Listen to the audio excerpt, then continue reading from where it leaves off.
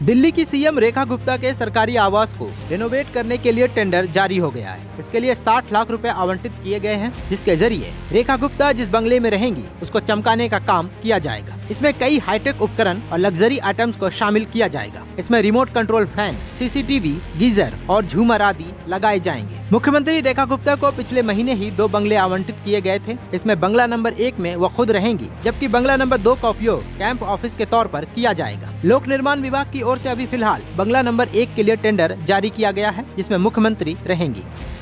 क्या क्या लगेगा सीएम आवास में? सीएम के बंगले में 9.3 लाख रुपए में 5 टीवी लगाने की बात कही गई है, जबकि 7.7 लाख रुपए में 14 एसी लगाए जाएंगे। इसके अलावा 14 सीसीटीवी कैमरे भी लगाए जाएंगे, जिसकी कीमत 5.7 लाख रुपए रखी गई है। इसके अलावा 2 लाख रुपए का यूपीएस सिस्टम भी लगाया जाएगा। टेंडर के मुताबिक करीब 2 लाख रुपए के रिमोट कंट्रोल वाले 23 सीलिंग फैन भी लगाए जाने हैं। रेखा गुप्ता के लिए आवंटित बंगला नंबर 1 में 63,000 का गैस चूल्हा, 32,000 रुपए के माइक्रोवेव और 91,000 रुपए के 6 गीजर भी लगाए जाने हैं। इसी टेंडर के अनुसार रोशनी के लिए बंगले में 115 lamp, wall lighter, hanging light और 3 बड़े झूमर भी लगाए जाएंगे, जिसकी कीमत लगभग 6,03,939 रुपए है। ये टेंडर 2 दिन बाद 4 जुलाई को खुलेगा और 60 दिनों के अंदर ये काम पूरा किया जाएगा। सीएम रेखा गुप्ता अभी शालीमार बाग स्थित अपने घर में रहती हैं। इससे पहले दिल्ली में सत्तारूढ़ भारतीय जनता पार्टी ने साफ कर दिया था कि वो 6 फ्लैग स्टाफ बंगला, जहां अरविंद केजरीवाल बतौर मुख्यमंत्री रहा करते थे, उसमें बीजेपी का मुख्यमंत्री नहीं रहेगा। सीएम रेखा गुप्ता को मुख्यमंत्री पद संभालने के 100 दिन बाद बंगला आवंटित किया गया है और वो है टाइप 7 का। इस मौके पर दिल्ली की मुख्यमंत्री रेखा गुप्ता ने पूर्व सीएम अरविंद केजरीवाल पर तंज कसा। उन्होंने कहा कि वह शीश महल, जो पूर्व मुख्यमंत्री ने केवल अपनी अय्याशी के लिए बनाया था, दिल्ली की जनता के खून पसीने की कमाई के पैसे से बनाया था और ये एक शीश महल है जो जनता को समर्पित कर उनकी सुविधा के लिए आज दिया गया है। ये फर्क है पहले की सरकारों में और इस सरकार की कार्यप्रणाली में। मैं तो यही कहूंगी कि जनता का शीश महल आबाद रहे और जिन लोगों ने अपने स्वार्थ के लिए ये किया है, उनको तो कानून ही देखेगा। शीश महल जो पूर्व मुख्यमंत्री ने केवल अपनी अय्याशी के लिए बनाया था, दिल्ली की जनता की खून पसीने की कमाई के पैसे से बनाया था, और एक ये शीश महल है जो जनता को समर्पित कर उनकी सुविधा के लिए आज दिया गया है। ये फर्क है पहले की सरकारों में और वर्तमान सरकार की कार्यप्रणाली में।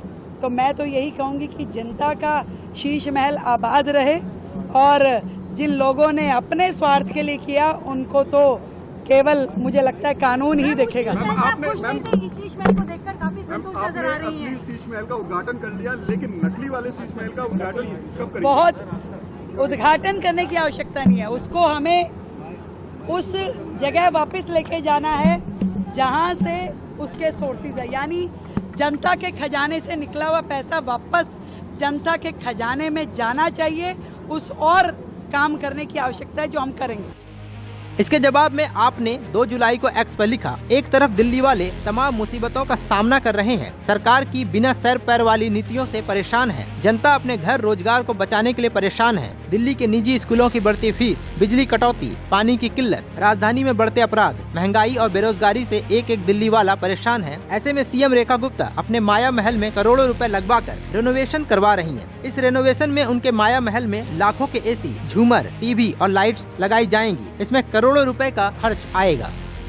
वहीं इस मामले में कांग्रेस नेता सुप्रिया श्रीनेत ने रेखा गुप्ता पर तंज कसते हुए कहा कि शीश महल करते करते अपने लिए रंग महल बनवाया जा रहा है। जिस दिल्ली के लोग अपना घर ढहाए जाने पर बुलडोजर के सामने लेटने को मजबूर हैं, वहां की मुख्यमंत्री रेखा गुप्ता जी एक नहीं 2 बंगलों को साथ मिलाकर रहेंगी और रेनोवेशन सुनकर आपके होश उड़ जाएंगे। बढ़िया वाला 24 एसी, महंगे झूमर, बड़े से 5 TV, geyser, fridge, washing machine, dishwasher, महंगा वाला माइक्रोवेव, 115 लैंप, जगमग झिलमिल वाला हैंगिंग लाइट्स, रिमोट कंट्रोल वाले 23 पंखे, मजे ही मजे। ऐसे में शीश महल और माया महल की राजनीति के बीच दिल्ली की जनता फंस चुकी है। इस मामले में आप क्या कहना चाहते हैं, कमेंट्स में जरूर बताएं।